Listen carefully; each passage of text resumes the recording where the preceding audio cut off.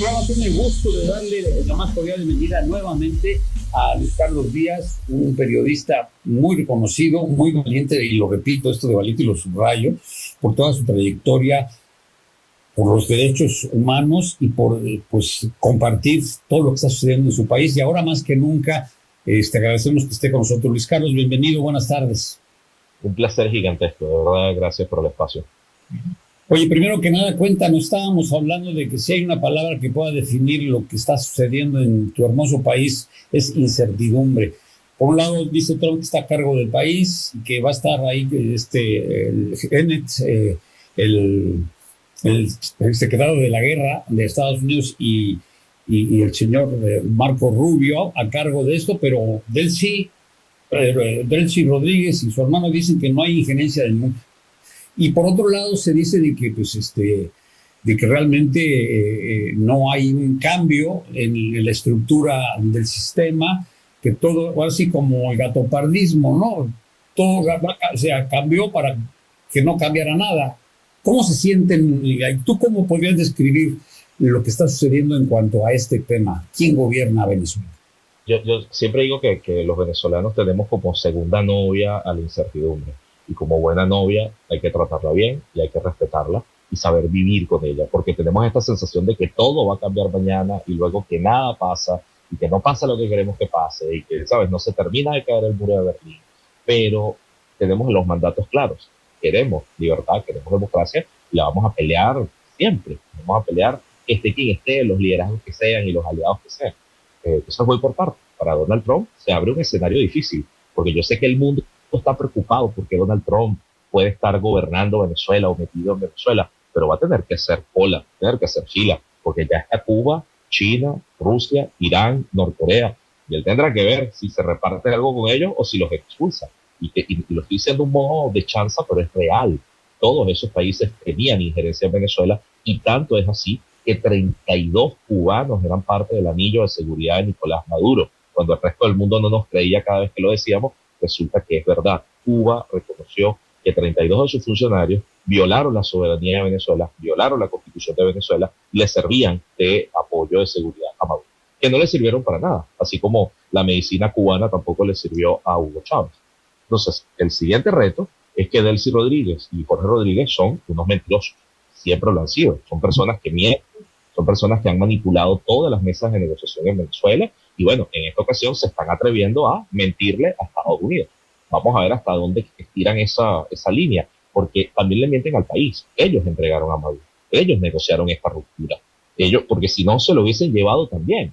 Ellos son parte de los esquemas de corrupción, parte de los esquemas de crímenes de lesa humanidad y parte de este grupo de perpetradores. Y se mantienen ¿Incluirías, perdón que te interrumpa, incluirías a Diosdado Cabello y a Vladimir Padrino, el de defensa? Ellos en niveles más graves aún, porque uno controla la actividad, vamos a decir, militar, que en Venezuela es muy distinto a otros países de América Latina. Venezuela tiene una fuerza armada desprofesionalizada que nunca ha combatido un conflicto desde Simón Bolívar en el siglo XIX hasta ahora, jamás. La única vez que en Venezuela hubo un bombardeo fue cuando Hugo Chávez hizo los golpes de Estado en el año 92, y en esa ocasión, por cierto, sí bombardearon civiles y masacraron a centenares de personas, por cierto, que es algo que se le olvida a la izquierda continental.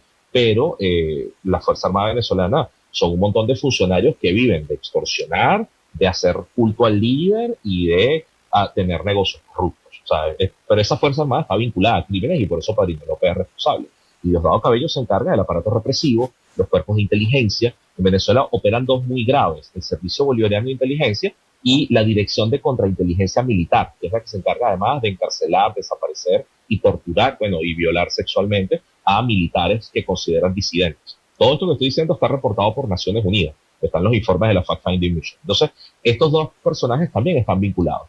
Pero Delcy y Jorge son los civiles, vamos a decir, los que se muestran como civiles y como interlocutores simpáticos. De hecho, Jorge Rodríguez tiene muy buenas relaciones con México porque sus hijos han vivido allí muchos años, han hecho residencia allá y bueno, hay relaciones financieras. Pero ellos están mintiendo. Y le mienten al chavismo, bueno, porque de alguna manera se siente que hay una traición. Hasta el propio hijo de Nicolás Maduro dijo, a mi padre lo han traicionado. Sin embargo, es preso, es rehén de Delcy y Jorge, porque ¿qué más va a hacer? La otra opción es que se lo entreguen a Estados Unidos también. Hay una acusación en su contra y es parte del juicio contra Nicolás Maduro. Entonces tiene que obedecer y quedarse en Caracas. Entonces, los venezolanos estamos viendo que cambió el líder, pero no cambió el régimen. El régimen sigue siendo una dictadura con presos políticos, con censura. Por supuesto que eso nos aterra a todos, pero de él sí tiene el mandato de transitar a un cambio, transitar a otro estilo, a otra cosa. Y ahí es donde entramos en un terreno que ni ustedes ni yo manejamos, que es que no sabemos qué negoció con Estados Unidos. O sea, qué es lo que está en la mesa, cuál es el acuerdo, qué es lo que hay que cumplir. ¿Están ahí los derechos humanos? ¿Está ahí la liberación de los presos? ¿Está ahí llegar a unas elecciones? ¿O es solamente el negocio petrolero? Eso es lo que no sabemos. Y ayer tuvimos mucho miedo porque hubo 14 periodistas detenidos. 14 solo en Caracas. Porque 14 venezolanos o extranjeros. Había extranjeros, venezolanos y binacionales. Y de hecho uno de ellos fue deportado. Pero todos pasaron por interrogatorios, les robaron equipos de trabajo, les quitaron teléfonos y computadoras para leer y descargarle todos los datos, todas las conversaciones, todas las redes de contacto, lo que genera además en este momento una crisis de seguridad a muchas personas. Entonces, ese estado de terror que vivimos ayer, porque además fueron ellos en Caracas, pero otros periodistas fueron expulsados de la frontera y los botaron a Colombia. Y además a la gente en la calle la detenían para revisarle el teléfono. O sea, ese estado de terror que es el gobierno. Oye, tienen un sistema ahí para, pues, denunciarse entre los vecinos, ¿no? Porque por eso me imagino que la gente ha de estar, pues, contenta por un lado, con una alegría contenida, pero por otro, aterrados porque, pues, el sistema sigue, ¿no? Sí, no puede celebrar en público y ya hay un decreto que dice que cualquier persona que apoye, que apruebe las acciones de Estados Unidos va a ir presa. Y es curioso porque no ponen a Delcy Rodríguez de primera, ¿no? Que es quien lo promovió, quien vendió a Maduro. Pero bueno, ellos tienen que fingir que todavía hay una revolución, que todavía hay unas formas de gobernar, bueno, porque tienen que responderle a distintos factores de poder. Y eso es importante que se sepa. La dictadura venezolana no es que tenía un hombre fuerte al frente, o sea, no es Fidel Castro, no es Daniel Ortega, es una coalición de bandas, una coalición de tribus que se reparten el poder. Nicolás Maduro no era el más fuerte, de hecho, más mandaba Cilia Flores. Aunque no hablara, aunque el mundo no la conozca. La mujer. Claro, ella no está presa por ser la esposa de Maduro, eso es un gran error y eso es machista. Cilia Flores está presa por criminal. Cilia Flores fue la primera abogada de Hugo Chávez, la única mujer que ha sido presidenta del Parlamento, además para hacer unas leyes súper agresivas que permitieron instaurar la dictadura. Fue la procuradora del país y se encargó de operaciones ilícitas y es la tía de dos chicos que son sus sobrinos que ya estuvieron presos por narcotráfico en Estados Unidos. O sea, es parte del esquema familiar el tema del narcotráfico. Ella es mucho más letal que Maduro, es quien controlaba el sistema judicial en Venezuela. Yo no sé cómo es en México, pero en Venezuela es el gobierno el que pone a los jueces y les obedecen a ellos. Ningún juez es de carrera o tiene méritos para ser juez. Entonces, Cilia es más peligrosa, pero el poder estaba repartido, con Padrino, con Diosdado, con Delcy Rodríguez, y lo que hicieron fue cortarle una punta a una estrella.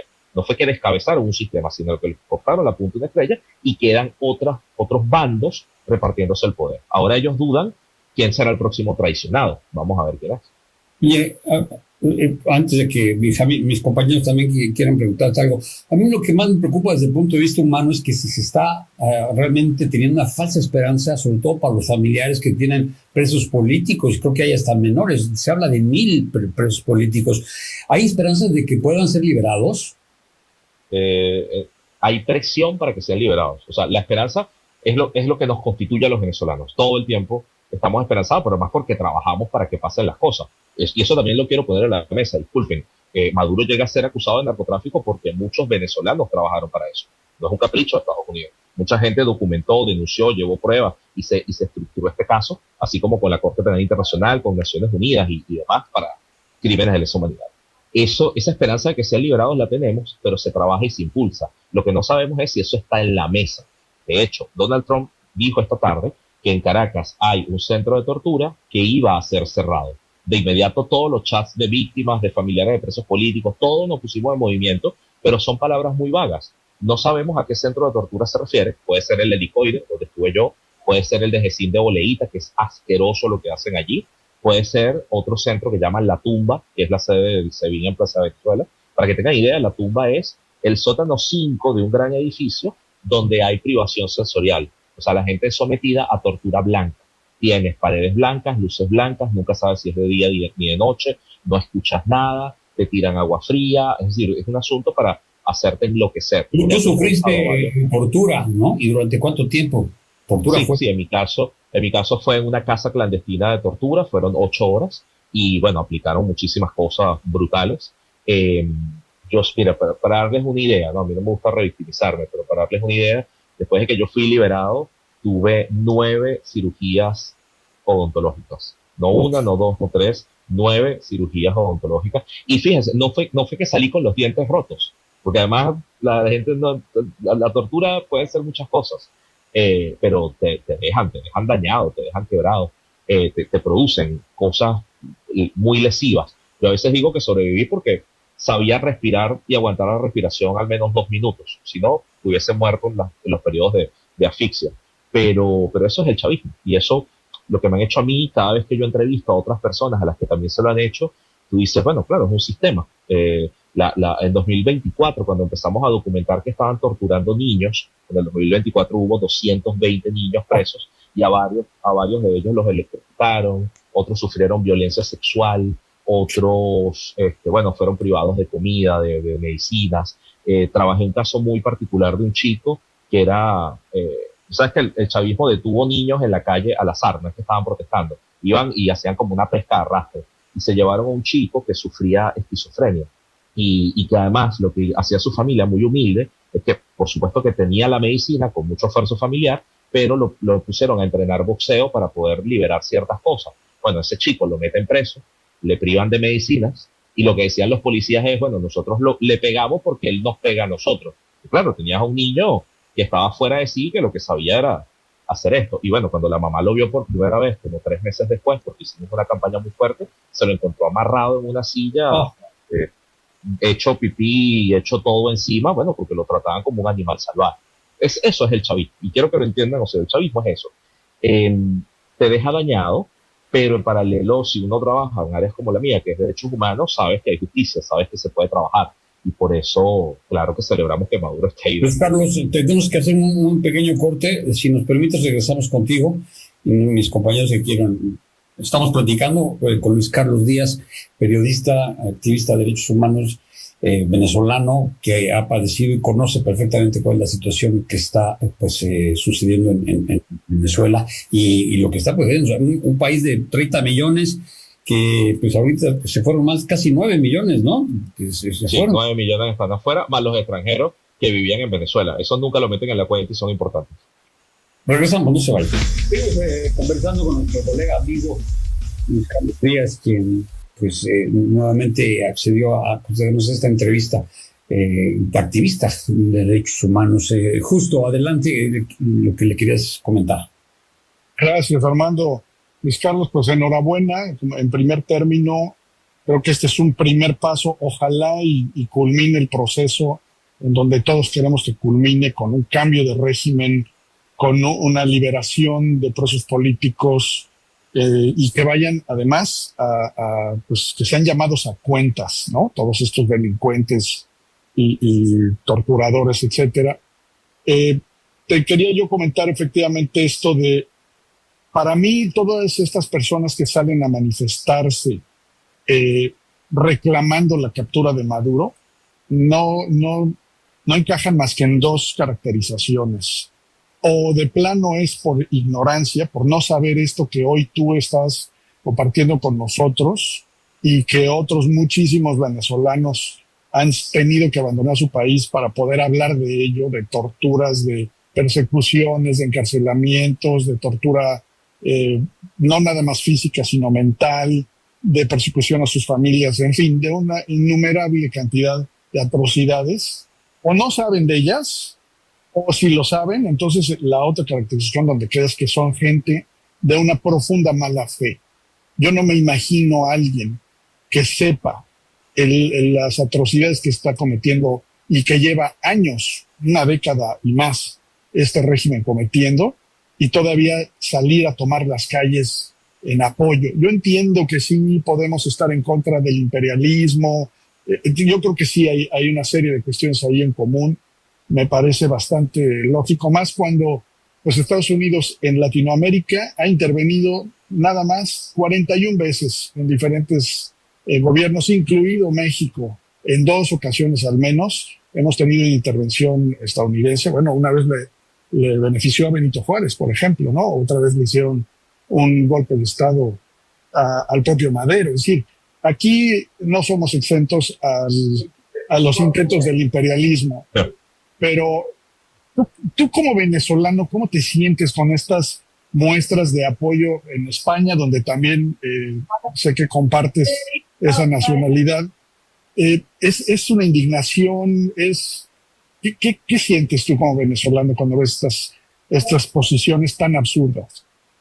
Para mí a veces es difícil no pensar que esa gente también es parte de nuestros perpetradores, ¿no? Es parte de nuestros agresores. Una persona que apoye a Maduro es igual a cualquier chavista que en Venezuela está torturando gente y está robando gente y está destruyendo los proyectos de vida de la gente. Para mí no hay ninguna diferencia, se solapan. Lo que pasa es que también hay diferencias. Ahí yo me he dado cuenta que en el discurso hay gente que tiene decisiones ideológicas y sobre esa base construye su identidad, su vida y demás, y entonces asume que, bueno, las revoluciones son posibles, pero lejos. Entonces romantizas una cosa que pasa muy lejos, tienes distancia, entonces tú esperas desde Europa, desde el primer mundo, desde México, que en otro país sí sea posible el socialismo, el comunismo, el sueño posible y demás, y cualquier cosa que te rompa el molde, que te rompa la cajita, entonces se convierte en un reto a tu identidad, a lo que tú eres, a lo que tú decidiste ser. Entonces, claro, dice que la gente facha, es ultraderechista, facho pobre, dice en España ahorita, que es un término asqueroso, una cosa que la izquierda dice contra los venezolanos que terminan apoyando a los partidos de derecha, porque son los únicos que le hacen caso, es que les dicen facha pobre, ignorantes y demás. O sea, es una cosa súper clasista de parte de la izquierda española, pero también me encuentro que hay como un tipo de gente, o sea, hay como 2 categorías. Algunos hicieron negocios con el chavismo, recibieron dinero sucio y tienen que aceptarlo, sea por el narcotráfico, por la injerencia de los petrodólares, por recibir dinero del chavismo. En México hay, no podemos ocultarlo, tenemos que ponerlo en esta discusión. Si ustedes buscan las noticias, el embajador de Venezuela en México fue expulsado en el año 2006 y fue expulsado por injerencia, por meterle dinero a campañas electorales allá y por hacer ruido. Cuando se lee la acusación contra Maduro en Nueva York, se establece que hay relaciones con el cartel de Sinaloa. Esas relaciones están allí. Y además de la plata, además del dinero que marca el apoyo en algunos países, tienes también otro tipo de gente que me he encontrado, que son gente que apoya a la revolución cubana. Y de ahí nadie los va a sacar. Es decir, es un sesgo ideológico. De hecho, decimos que Cuba es la última trinchera. Me consigo gente que de pronto te dice que Daniel Ortega es un tirano, pero cuando le hablas de Cuba te dicen, no, es que Cuba hay un bloqueo. Entonces, claro, yo no sé, fueron a los festivales de cine en La Habana, les tomaron fotos desnudos en una orgía, yo no sé qué les pasó, pero bueno, terminan apoyando a la revolución cubana a muerte. Eso para mí es algo psicopático, porque incluso tú le puedes decir que son homofóbicos, que fusilaron gente, que tuvieron campos de concentración, y esa gente demuestra desprecio a la vida, desprecio a la dignidad, bueno, porque apoyan una revolución. Y como siguen esa franquicia, terminan apoyando lo que pasa en Venezuela. Lo que ocurre con nosotros es que no tenemos que perder tiempo con ellos. O sea, nosotros estamos tratando de recuperar libertad y democracia, y por fortuna, Chávez murió temprano y Maduro salió del poder muchísimo antes. No tuvimos que esperar a que se muriera en una cama como los cubanos con Fidel. Y creemos que podemos seguir avanzando, que podemos seguir haciendo cosas. Y te voy a dar una clave, que esto le va a molestar a mucha gente. Y es que, así como el mundo nos está diciendo a nosotros, es que ustedes no saben que Venezuela es un país petrolero. Nos lo enseñan desde preescolar en Venezuela. Sabemos, somos un país petrolero. Descubrimos que la manera de salir al mundo y ser visibles y que nos hicieran caso, distinto a los nicaragüenses y a los cubanos, es también usar el petróleo a nuestro favor. Y efectivamente, así como el chavismo ha usado el petróleo para alimentar campañas electorales en México, en Ecuador, en Argentina, para comprar países en Petrocaribe, nosotros también lo estamos usando para que Estados Unidos haga esta estrategia de recuperar activos en Venezuela. Porque no sé si lo saben, pero Venezuela y Estados Unidos se desarrollaron juntos como socios comerciales. Venezuela fue un país democrático y estable y moderno, con una infraestructura tremenda y una estabilidad gigantesca, que tuvo democracia antes que Brasil, que Paraguay, que Argentina, antes de que México tuviese un sistema más formal. Bueno, gracias al dinero y a las instituciones que se construyeron en democracia con Estados Unidos. Quien rompió eso, quien empezó a regalar petróleo, fue Hugo Chávez. Y eso es lo curioso, que todo el mundo dice como que Estados Unidos se va a llevar el petróleo gratis de Venezuela. Nunca se lo llevó gratis. Cuba sí, Rusia sí, Irán sí, y Petrocaribe también. Eso lo rompe Hugo Chávez. Entonces Estados Unidos quiere sanitizar, quiere recuperar una infraestructura con un país que es un socio fiable. Lo que queremos es que sea un socio fiable en democracia, no un socio fiable en una dictadura estable. Eso sería lo peor para todos. Pero justamente estamos usando esa arma a favor. No crean que no somos, o sea, que somos inocentes o ingenuos. Y con eso hay que debatir, con eso hay que discutir. Porque también nos encontramos con gente, ya va a cerrar, me disculpan, pero es que nos encontramos con gente que termina manipulando las cosas y diciendo es que estamos a favor de la paz y no queremos que pase nada, mientras yo estoy buscando amigos que están presos y desaparecidos por el gobierno de Nicolás Maduro, en este caso Delcy Rodríguez. Cuando yo hablo de desaparecidos, yo sé que en México ustedes piensan en sus desaparecidos, pero es que allá los desaparece el narcotráfico, distintos grupos. En Venezuela sabemos que es el SEBIN, sabemos que es el DGCIN, sabemos que es por causas políticas. Y no somos indiferentes a eso, como sí le pasa a algunos. ¿El SEBIN es el centro de qué? ¿Cuál es el SEBIN? Es el Servicio Bolivariano de Inteligencia, el Servicio Bolivariano, y ya usan Bolívar para todo. Pero digo, nosotros no somos indiferentes a nuestros desaparecidos y los buscamos y reclamamos y armamos líos. Somos como las madres buscadoras de Colombia y de México, y buscamos gente porque sabemos que las tienen en algunos centros clandestinos. Entonces, ese sistema es el que queremos quebrar y estamos usando, por supuesto que sí, la oferta del petróleo a favor, y eso no es nada malo. Entonces, que esta gente que nos dice queremos paz, en realidad lo que quiere en Venezuela es una paz negativa, una paz donde una dictadura se impone, aplasta y les permite tener esta cárcel a cielo abierto, que es lo que construyeron con Venezuela. Oye, sabemos que como dices, su novio es la incertidumbre. A pesar de esto, ¿cuál sería un pronóstico razonable de acuerdo a los elementos que en este momento tenemos, ¿no? Que está Delcy, que está su hermano, que están estos tres y que, por otro lado, Trump dice, nosotros estamos haciéndonos cargo de esto y no se preocupen. ¿Realmente qué se puede esperar? Porque, y tienes a Europa apoyando a Edmundo González, es decir, está también esa otra... Corina también esperando, que ahorita pues, dicen que no es conveniente porque pues, se le vendría encima. Todos los principales, las secretarías o los ministerios, pues están controlados todavía por el chavismo. ¿Cuál sería tu pronóstico razonable?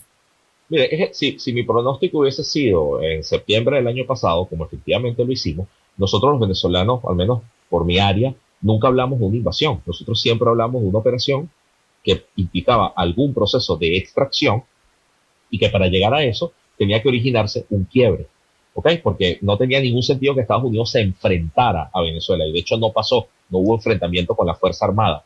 Algo pasó allí que la Fuerza Armada fue también cómplice de esta operación o los engañó Padrino López o algo pasó.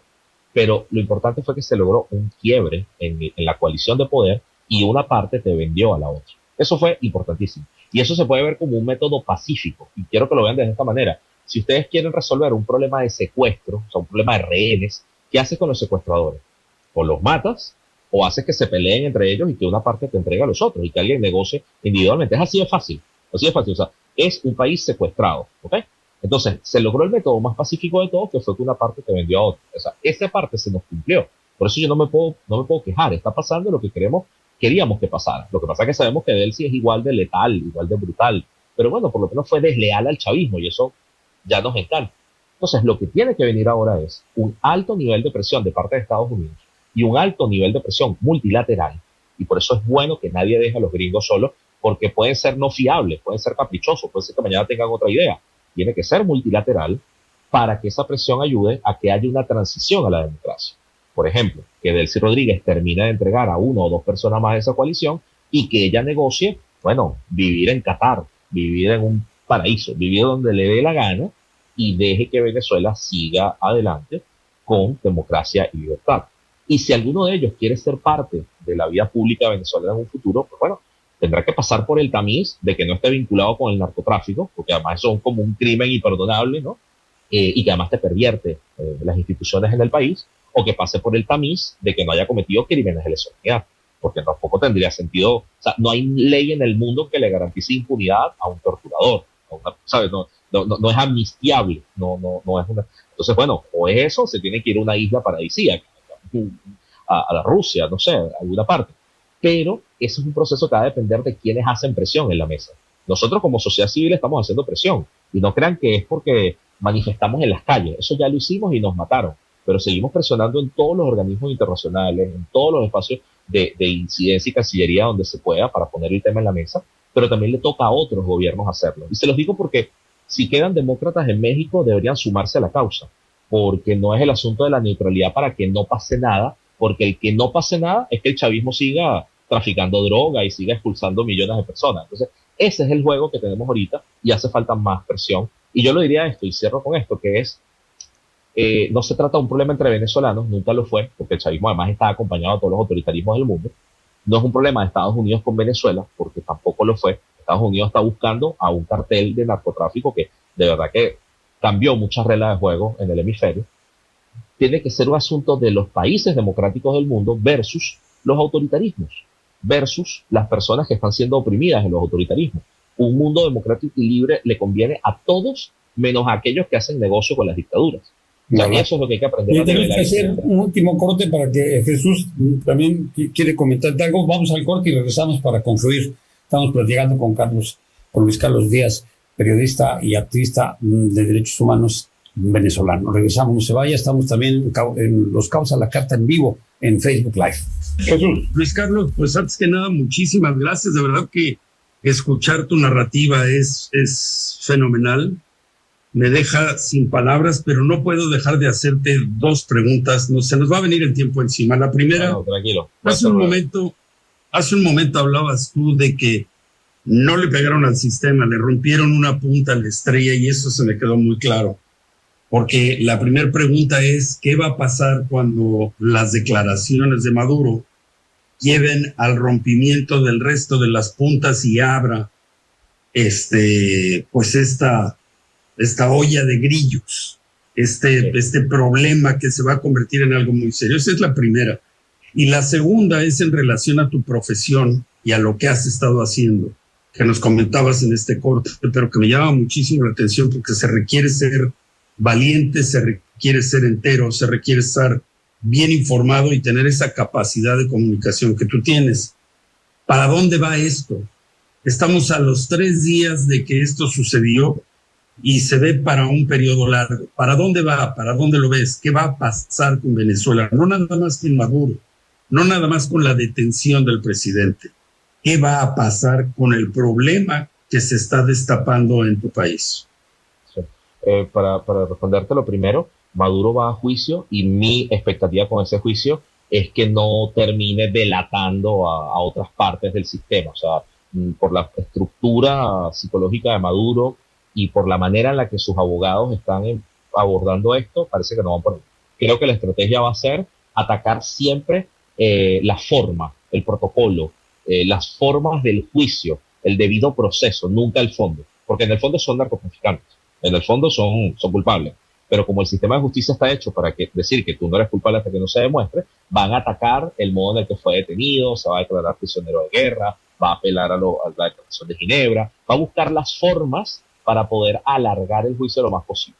Eso es lo que apostaría. Si Maduro se quiebra y empieza a vender gente, estamos en otro escenario, pero yo creo que es mucho más fácil que los gringos en algún momento ellos dirán que tienen más información de más personas y por la ley RICO, importante que leamos más sobre la ley RICO, van a conectar más piezas de la banda gangsteril. Eso implica testaferros, facilitadores, prestanombres, empresarios, o sea, gente que opera en su sistema financiero. Eso creo que es una de mis apuestas por allí.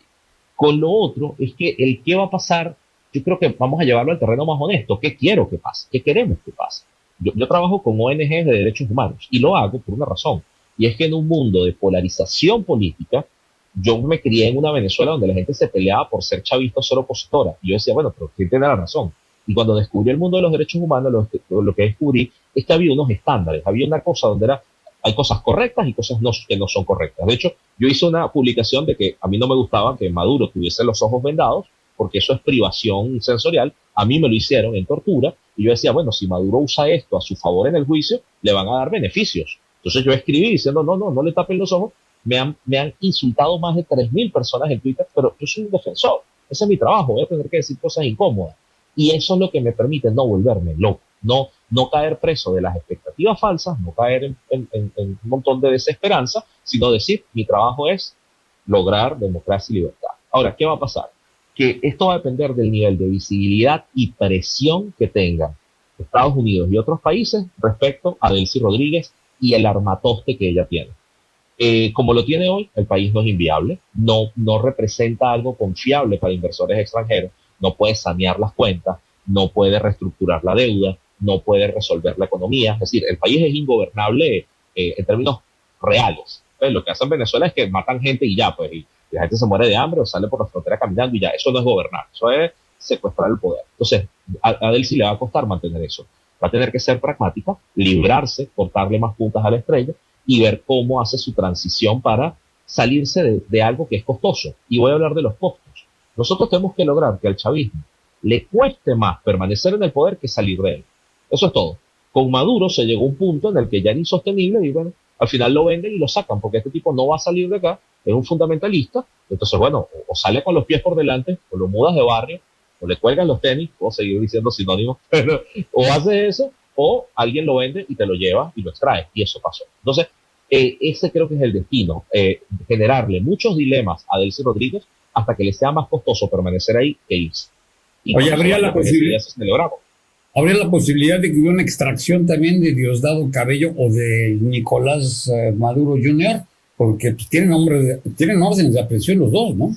Todos tienen órdenes de detención, pero Estados Unidos necesita una operación tan compleja cuando ahora tiene una nueva cachorra del imperio, cuando tiene un nuevo gobierno títere, y ese es otro punto que les regalo, y es que la izquierda continental estaba preocupado porque en Venezuela hubiese un gobierno títere de los gringos, de María Corina Machado o de Edmundo González, y resulta que el nuevo gobierno títere de los gringos es Delcy Rodríguez, es la cachorra del imperio. Bueno, adelante, sí.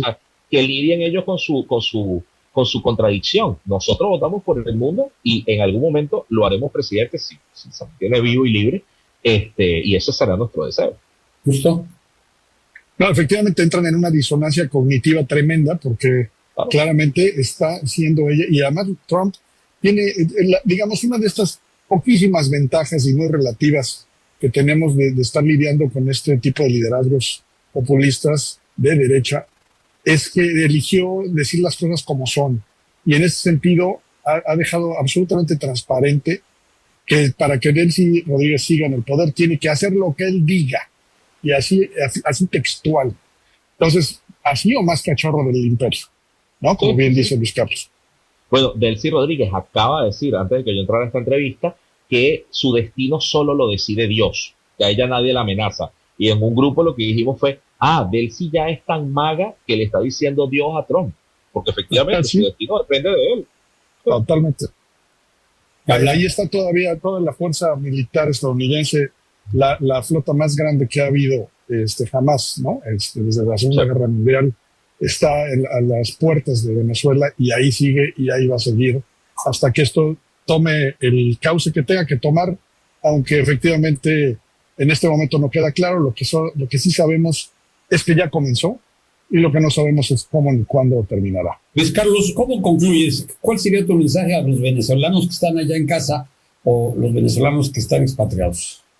Es que yo creo que conecto un poco con lo que acaba de decir Justo, porque a veces uno cree que es que el conflicto está empezando y quizás si escucháramos más a los venezolanos, probablemente lo que podemos descubrir es que Trump viene a acabar el conflicto venezolano, no a iniciarlo.